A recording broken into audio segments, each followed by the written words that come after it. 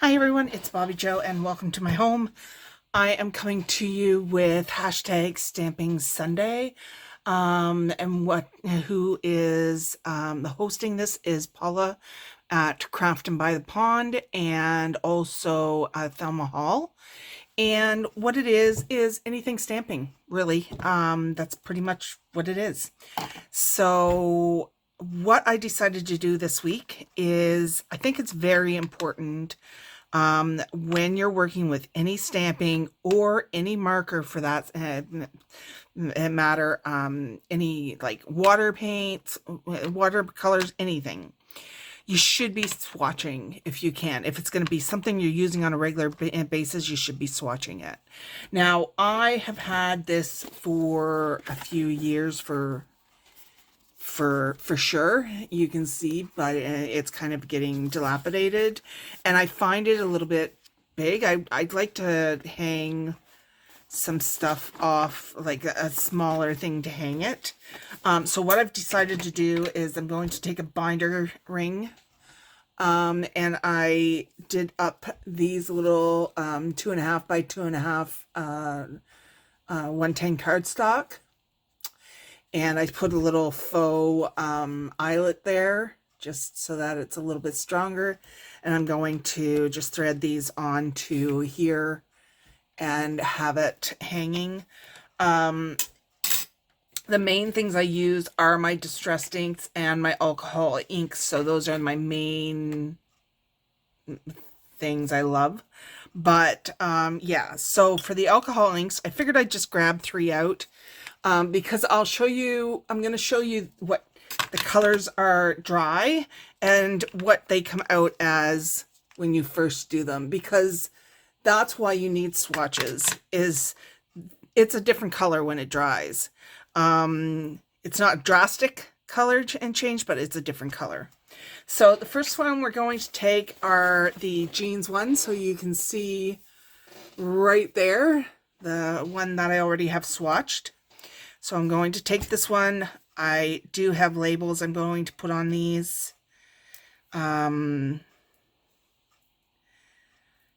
that I can easily know. So I'm just going to put that there.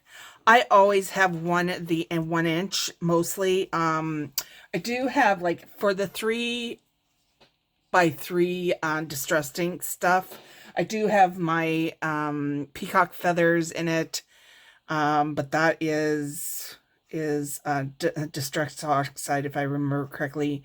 But my antique linen and my vintage photo I use those a lot.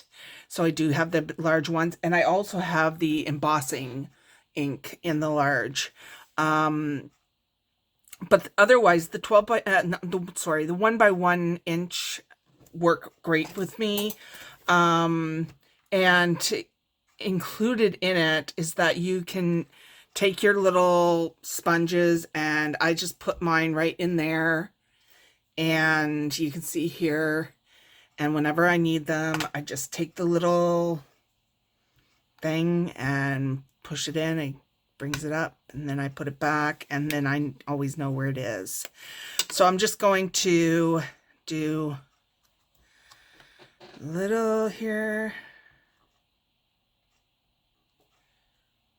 All right, so, oh, the jeans one is, but you can see right now the difference between what the jeans one looks like. I'm hoping you're seeing this okay. And what it's going to look like when it's dry, because it will lighten up a lot. So that's why I do these swatches, is you can already tell that it's starting to lighten up. So we'll get that one taken out because I don't want to redo it on my mistake.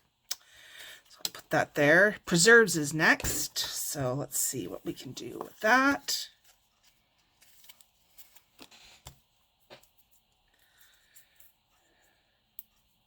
We'll come back to the jeans and I'll show you as it lightens up there. As it dries, it's going to lighten up more and more.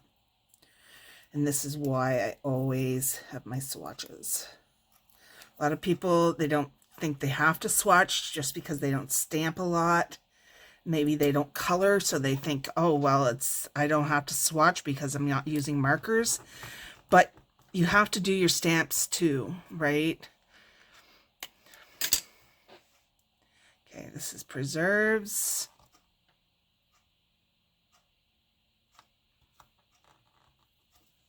Okay. These are juicy. And these aren't new, you guys. So this is the difference between the two. So this is the dry preserves. This is the quite juicy one. But that will dry more like this.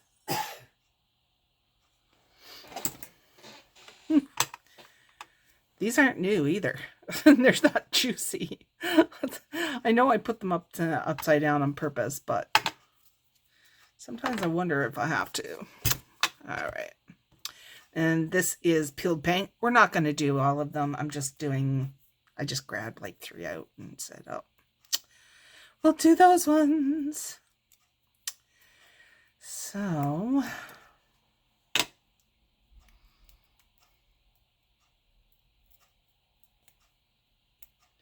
if I can get these backings off of my labels. I cut my nails today, and I think I cut them even too short for me. I like my nails short, but this is crazy. Okay, this is peeled paint. I'm going to put that, oh, that one right there.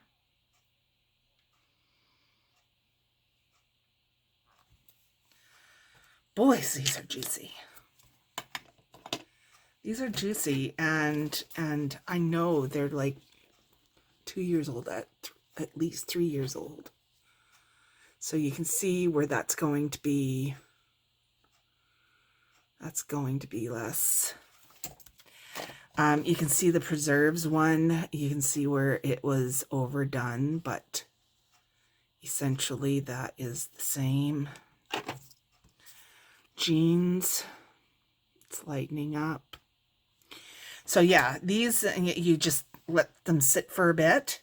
I am going to take a slight amount off that peeled paint there, because that is a lot, but it'll get to the point.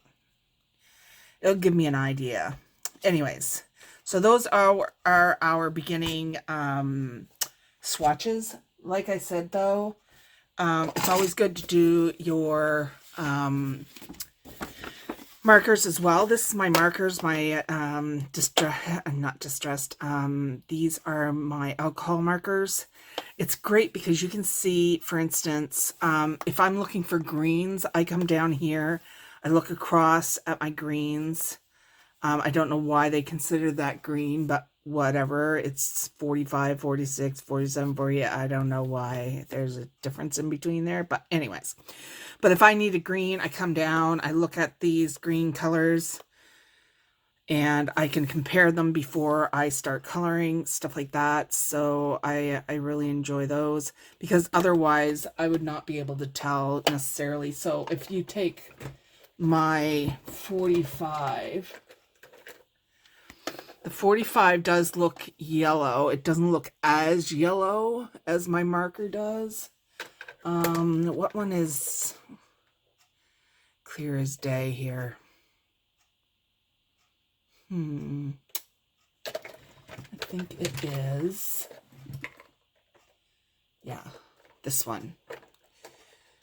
This one here, for instance, does not look like that. I don't find. It's a little bit, am I even in your, so I find it's a little bit lighter, stuff like that. So I swatch them. I just make sure before I color, before I stamp, I always make sure that it's the color that I'm wanting.